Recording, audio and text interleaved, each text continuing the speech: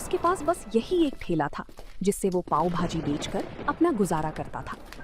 उसके घर की छत कच्ची थी जो हर बारिश में टपकने लगती थी। हे भगवान, आज बस बारिश ना हो। अगर आज भाजी नहीं बिकी तो कल तक सब खराब हो जाएगा। घर में राशन भी खत्म हो चुका है। सुमित्रा इस उम्मीद में होगी कि आज कुछ पैसे लेकर आऊंगा तो घर का चूल्हा जलेगा। जैसे ही माधव ने चौराहे पर अपना ठेला लगाया वैसे ही मोटी मोटी बूंदें गिरने लगी। देखते ही देखते बहुत तेज बारिश शुरू हो गई। लोग अपनी अपनी दुकानों के शटर गिराकर घर जाने लगे। तभी माधव ने जल्दी से एक फटी हुई पन्नी निकाली और अपनी पाव भाजी को बचाने के लिए उसे ढक दिया। वो खुद तो भीग रहा था पर उसे चिंता अपनी भाजी की थी।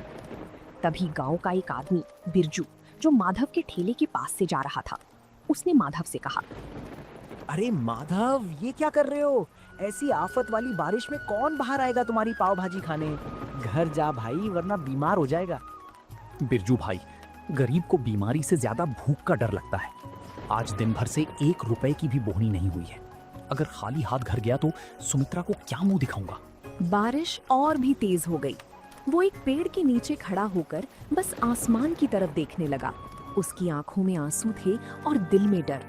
रात के 8 बज गए थे। बारिश थोड़ी धीमी हुई थी लेकिन हर तरफ सन्नाटा था। माधव ने सोच लिया था कि आज का दिन उसके लिए खराब गया, अब घर लौट जाना चाहिए। वो अपना सामान समेट ही रहा था कि अचानक एक बड़ी सी कार कीचड़ उछालती हुई आई और सीधे माधव के ठेले के पास आकर रुक गई। उस कार से एक साहब बाहर उतारते हैं और कहते हैं, ओ भाई, क्या कुछ खाने को मिलेगा? हम लोग शहर जा रहे थे लेकिन आगे का रास्ता बंद है। बहुत जोर की भूख लगी है। जी साहब, भाजी तो तैयार है, बस पाव गरम करने की देर है। आप 5 मिनट रुकिए, मैं अभी देता हूँ। अरे भाई जल्दी करो, इस ठंड में कुछ गर्मा गर्म मिल जाए तो जान में जान आए। माधव के मुरझाए हुए चेहरे पर रौनक आ गई। उसने जल्दी से चूल्हा जलाया। मक्खन की खुशबू चारों तरफ फैल गई। उसने तवे पर भाजी को अच्छे से मैश किया और पाव को मक्खन लगाकर लाल होने तक सेंका। गर्मा गर्म धुआं निकलती पाव भाजी देखकर उन मुसाफिरों की भूख और बढ़ गई। जिसके बाद माधव गर्मा गर्म पाव भाजी की प्लेट सजाकर साहब को देता है। लीजिए साहब, गर्मा गर्म पाव भाजी खाइए। जिसके बाद साहब जैसे ही पाव भाजी का एक निवाला खाते हैं तो माधव से कहते हैं, वाह भाई, क्या स्वाद है। हमने शहर के बड़े होटलों में खाया है पर ऐसी चटपटी भाजी कहीं नहीं मिली। तुमने तो कमाल कर दिया। सच में यार, इस बारिश में इसका स्वाद दुगना हो गया है। भाई 2 प्लेट और लगाओ। माधव की मेहनत रंग लाई। उन लोगों ने भर पेट खाना खाया।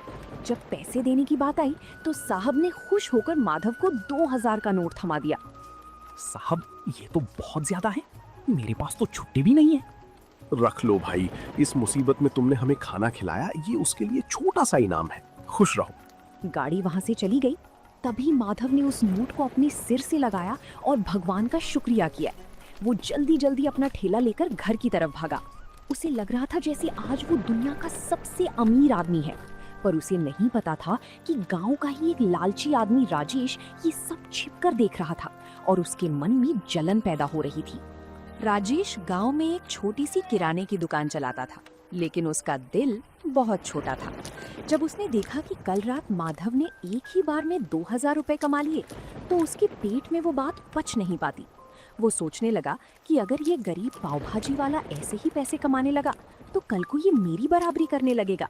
जिसके बाद उसने अपने चेले से कहा, देख रहा है कल्लू, कल तक जिसके पास नमक खरीदने के पैसे नहीं थे, आज उसके ठाठ देख। ये शहर वाले भी पागल है, कहीं भी रुककर कुछ भी खा लेते हैं। हमें कुछ ऐसा करना होगा कि इसकी दुकान पर कोई कदम भी ना रखे। शाम को फिर से हल्की हल्की बूंदाबांदी शुरू हो गई। माधव अपनी भाजी तैयार कर रहा था। तभी राजेश अपने 2-3 साथियों के साथ वहां पहुंचा और जानबूझकर शोर मचाने लगा। अरे छी छी माधव, ये कैसी बदबू आ रही है तेरे ठेले से? इस भाजी में सब्जियां सड़ी हुई इस्तेमाल कर रहा है क्या? कल रात शहर वालों को तो ठग लिया और अब हमें बीमार करने का इरादा है क्या? नहीं राजेश भैया, ये आप कैसी बात कर रहे हैं? सुमित्रा ने सुबह ही मंडी से ताजी गोभी और मटर लाकर दिए हैं और अपने ठेले पर सफाई का पूरा ध्यान भी रखता हूँ। अरे चुप कर, सबको दिख रहा है कि तू बारिश के गंदे पानी में पाँव सेक रहा है। गांव वालों सुन लो, अगर माधव की पाव भाजी खाई तो पेट खराब होना पक्का है। कल रात जो लोग खाकर गए थे सुना है उनकी तबीयत बिगड़ गई है। राजेश की बात सुनकर जो एक दो लोग आने वाले थे वो भी ठिठक गए। गांव में अफवाह आग की तरह फैलती है। माधव सफाई देता रहा, लेकिन राजेश ने वहां इतना हंगामा किया कि लोग डर के मारे दूर हटने लगे। माधव का दिल टूट गया। उसे समझ ही नहीं आ रहा था कि बिना किसी गलती के उसे ये सब क्यों झेलना पड़ रहा है। अगले 2 घंटे तक माधव खाली बैठा रहा। बारिश तेज होने लगी थी और राजेश दूर खड़ा ये सब देखकर हंस रहा था। तभी अचानक वही गाड़ी फिर से आकर रुकी जो परसों आई थी।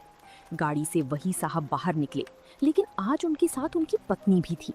साहब मुस्कुराते हुए माधव के पास आते हैं और कहते हैं, नमस्ते भाई, आज हम खास तौर पर तुम्हारी पाव भाजी खाने के लिए शहर से यहाँ तक आए हैं।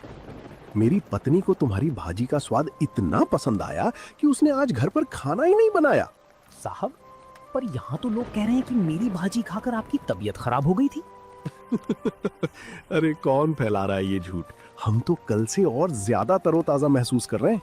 बल्कि मैंने तो अपने ऑफिस के ग्रुप में भी तुम्हारी फोटो डाली है। देखो पीछे एक और गाड़ी आ रही है। वो 3-4 गाड़ियां और रुक गई। माधव ने फुर्ती से काम शुरू किया। ताजे मक्खन और मसालों की ऐसी महक उठी कि गांव के जो लोग राजेश की बातों में आ गए थे वो भी अपनी भूख नहीं रोक पाए। तभी गांव का एक बुजुर्ग